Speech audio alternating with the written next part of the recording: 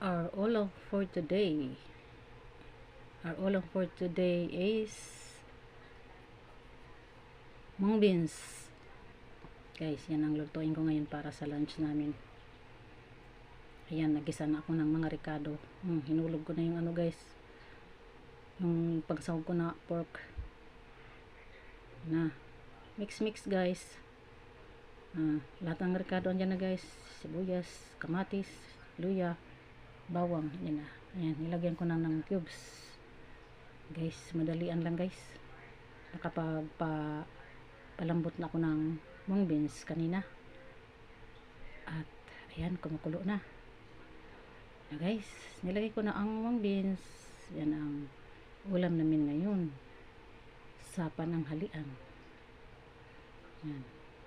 Lagay ko na yan guys ang dahon ng ampalaya. Yan ang paborito ko guys. The best. Thank you for watching.